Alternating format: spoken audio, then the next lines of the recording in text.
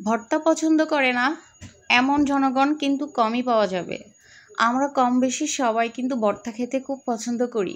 কেমন হয় যদি আমাদের খাবারের টেবিলে অন্যান্য তরকারি আইটেমের পাশাপাশি এরকম এক এক সময় এক একটা লোভনীয় ভর্তার রেসিপি আমাদের অন্যান্য খাবারের সাথে রাখা যায়, তাহলে তো মনে হয় খাবারের টেবিলটা জমেই যাবে।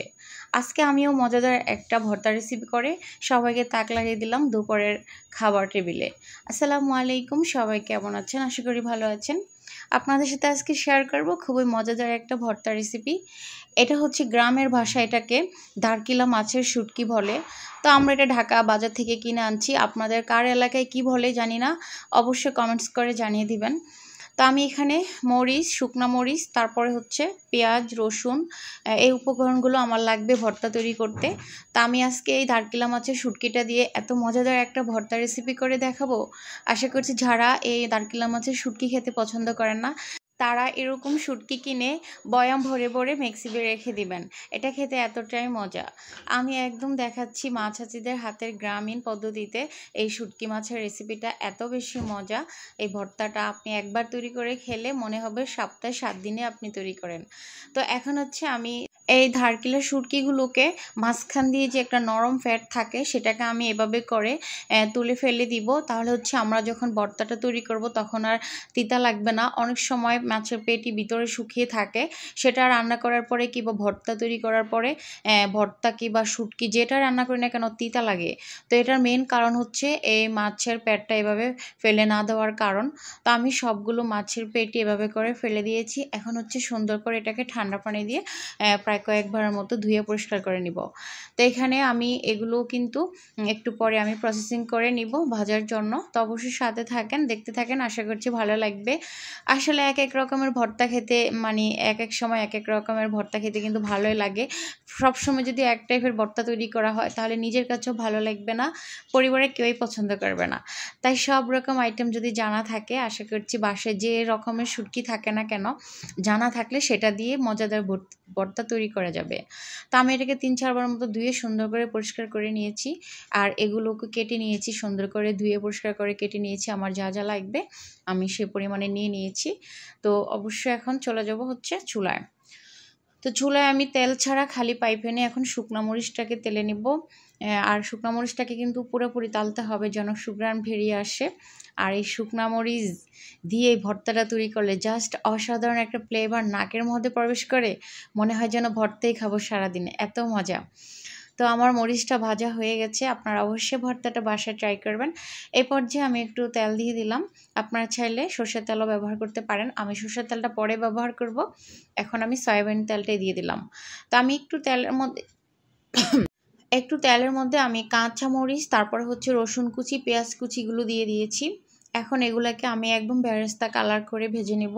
আর এই উপকরণগুলো বেরেস্তা কালার করা ভাজা পর্যন্ত ভাজলে কিন্তু আমাদের শুটকির ভর্তাটা খেতে অনেক মজা হবে এবং লোভনীয় হবে। তো অবশ্যই এটাকে নিভা নিভা জালে কালারিং করে ভেজে নিতে হবে। আর যদি চুলার জালটা হাই ফ্লেমে রেখে এগুলো ভাজেন তাহলে কিন্তু পুড়ে যাবে আর কাঁচা থেকে যাবে, তখন ভর্তাটা কিন্তু তিতা লাগবে। তাই চুলা জালটা কম আঁচে রেখে এগুলোকে সুন্দর মতো করে ভেজে নিতে হবে। তো দেখেন আমি কিন্তু বেরেস্তা কালার করে ভেজে নিয়েছি। তো এখন এগুলোকে আমি তেল ছড়িয়ে তারপর হচ্ছে আমি এগুলোকে নামিয়ে নিব। দেখেন, তো অবশ্যই এভাবে করে কিন্তু করতে হবে। আর এই ভর্তাটা আমি আপনাদেরকে গ্যারান্টি দিচ্ছি, আপনি আজকে বাসায় তৈরি করে খান কিংবা কালকে তৈরি করেন, এটার প্রেমে পড়ে যাবেন। আপনি যত ভর্তা খান না কেন সব ভর্তার সেরা হচ্ছে এই ভর্তাটা। এটা এত বেশি মজা, একবার তৈরি করলে মনে হবে আমি প্রতিদিন একটু একটু করে তৈরি করে খাবো, এত মজা। এটা গরম ভর্তার সাথে কিন্তু আর কোনো তরকারির প্রয়োজন হবে না, এটা এতটাই মজা। কাঁটাবিহীন একটা ভর্তা, ছোটরাও পছন্দ করবে। যে অনেক ছোট বাচ্চারা আছে ঝাল খেতে পছন্দ করে, তারা কিন্তু এই ভর্তাটা খেতে পারবে কারণ কাঁটা থাকে না। এখন হচ্ছে আমি সেই কড়াইয়ের মধ্যেই আমি মাছগুলোকে দিয়ে দিলাম, শুটকি মাছগুলোকে। তো আমি এটাকে সুন্দর মতো করে নিবা নিবা ঝালে ভেজে নিচ্ছি। আর এই শুটকি ভাজার সময় কিন্তু খেয়াল রাখতে হবে চুলার জাল কিছুতেই বাড়ানো যাবে না, একদম কম আঁচে রেখে শুটকির মাছটাকে ভেজে নিতে হবে, মচমচে করে নিতে হবে। তারপর হচ্ছে আমাদেরকে এটা দিয়ে ভর্তা তৈরি করতে সুবিধা হবে। তো ফাইনালি কিন্তু আমার এগুলো হয়ে গেছে, আমি সব কিছু নামিয়ে নিয়েছি, ঠান্ডাও করে নিয়েছি। এখন হচ্ছে আমরা ভর্তাটাকে রেডি করব।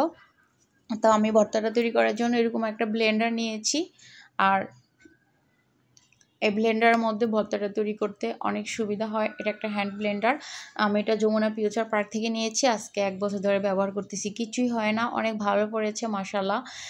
এই ব্র্যান্ড অনেক ভালো পড়েছে। তো আবার যখন যাব এই ব্র্যান্ডের আর অনেক কিছু কিনে নিয়ে আসবো, কারণ আমি ইলেকট্রনিক অনেক কিছু কিনি, সেটা ভালো হয় না, নষ্ট হয়ে যায়।